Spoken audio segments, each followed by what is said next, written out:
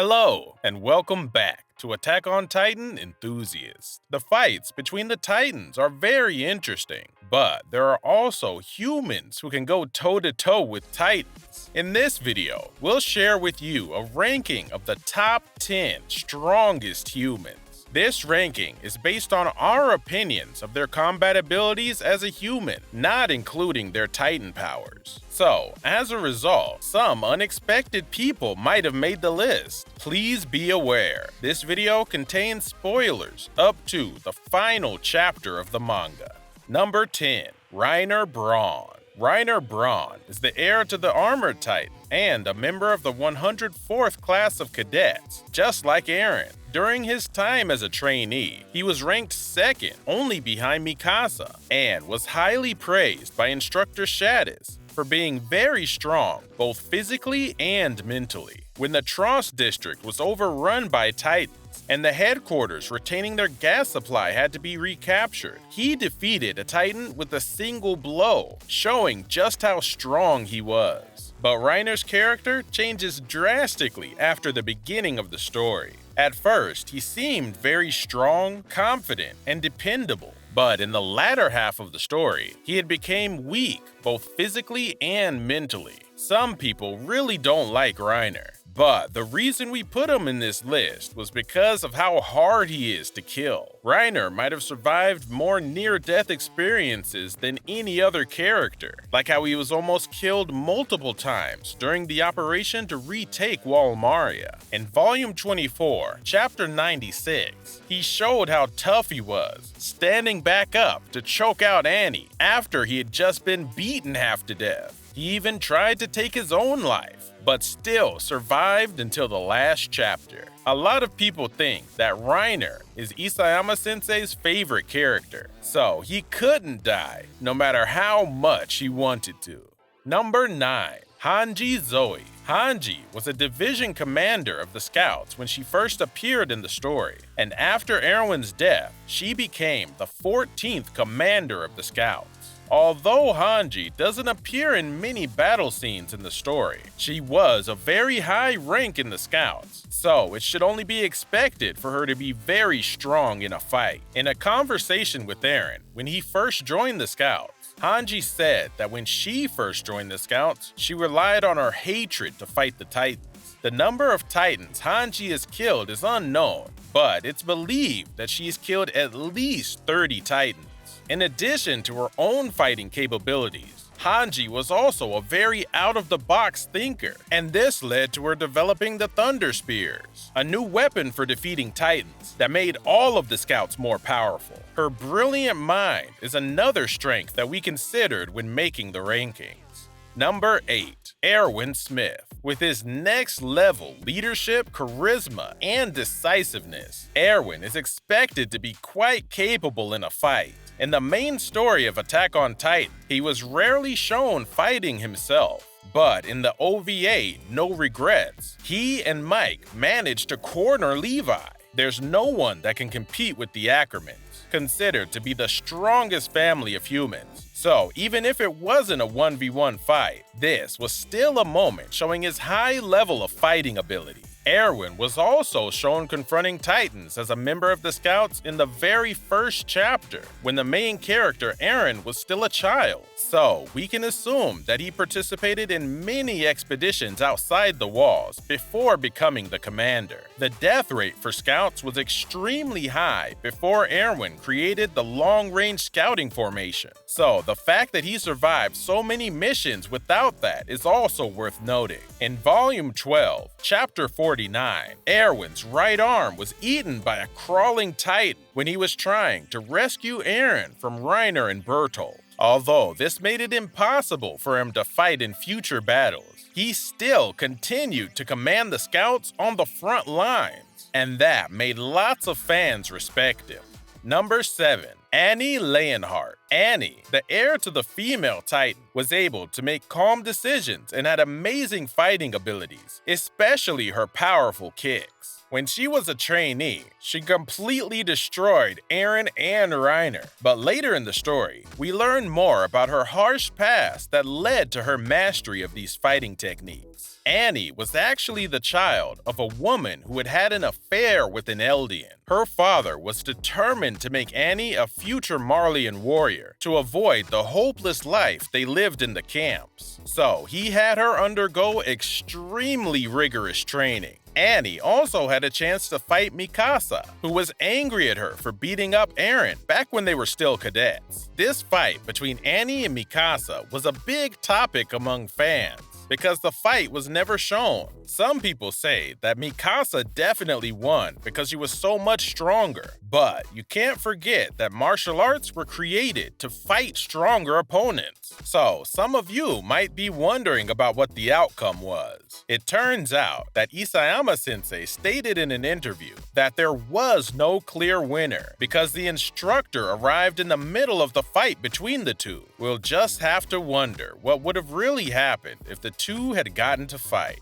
Number 6. Eren Yeager. The main character is often seen for his power as the Attack Titan or the Founding Titan, but he's also pretty skilled just by himself as a human. When he was a trainee, he succeeded in balancing himself for a moment using broken 3D maneuver gear. He had also learned martial arts techniques from Annie that he put to use as both a Titan and a human. When Eren was a trainee, Instructor Shadis appreciated the strong sense of purpose he had. So even though he was average physically, he had a stronger determination than anyone else to accomplish his goals. And that's what made him strong. Once Eren's an adult, we mostly only see him fight as a Titan, but I think he was really strong even as a human. Don't forget what he did to Armin. Number 5.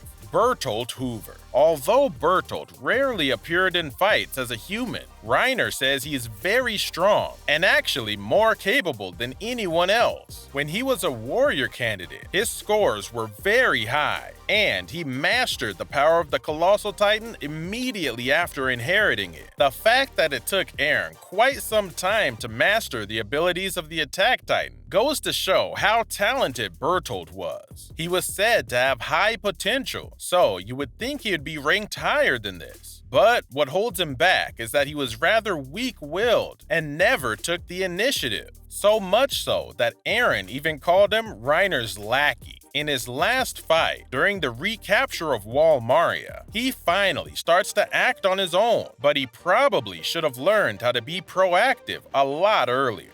Number 4. Mike Zacharias. Mike was a squad leader in the Scouts. When he first appears, he sniffs Eren and then smirks, which might have made a lot of people think that he was very strange. Still, he was an extremely skilled fighter, and in the OVA, No Regrets, he manages to outmaneuver Levi in his 3D maneuver gear. And in Volume 9, Chapter 35, he single-handedly attracted 9 Titans and defeated 5 of them. He was seen as second only to Levi as far as strength goes. But since Levi's an Ackerman who draws on the strength of Titans as a human, you could say that the strongest human was really Mike. Despite his strength, he meets a tragic end. In Volume 9, Chapter 35, he acts as a decoy to deal with the sudden outbreak of Titans. But when the Beast Titan targets his horse and throws it at him, he loses his balance and gets caught by the Titans. That scene where the strong and brave Mike is getting eaten by the Titans while screaming for help was definitely one of the most traumatic moments of the story. Number 3. Mikasa Ackerman. Mikasa was said to be able to bring the strength of 100 soldiers to a fight, and when she was in the 104th class of cadets, she graduated at the top of her class, beating out Annie, Bertolt and Reiner, who have been trained as Marleyan warriors since they were small children. Mikasa is a descendant of the Ackerman clan, known for their overwhelming fighting abilities, which is true for her as well, especially when she's protecting Eren. Mikasa's power as an Ackerman awakened when her parents were killed by kidnappers, and when Eren comes to rescue her, he tells her to fight. Some of you might not think Mikasa deserves to be this high on the list, and some people even complained about how she was so strong when her body was so thin. But in a cover of Besatsu Shonen magazine, we found out that she has just as many muscles as Levi. Mikasa is over 170 centimeters tall and weighs more than Eren, showing that the Ackerman family is blessed with extraordinary physiques regardless of gender. Number 2. Kenny Ackerman. Kenny Ackerman, another member of the Ackerman family and Levi's uncle. In the past, he was nicknamed Kenny the Ripper because he went around slicing up the military police one after another. And after joining the military police, he served as the commander of the anti-personnel suppression unit. He was so skilled in combat that Levi told his fellow scouts to think of him as if he was another Levi on the enemy side. So he may actually be just as skilled as Levi. The main reason for Kenny's strength is definitely that he's an Ackerman. The Ackerman clan is a byproduct of Titan experiments. According to Zeke, various studies were conducted on Eldians who could transform into Titans. In exchange for their ability to turn into Titans,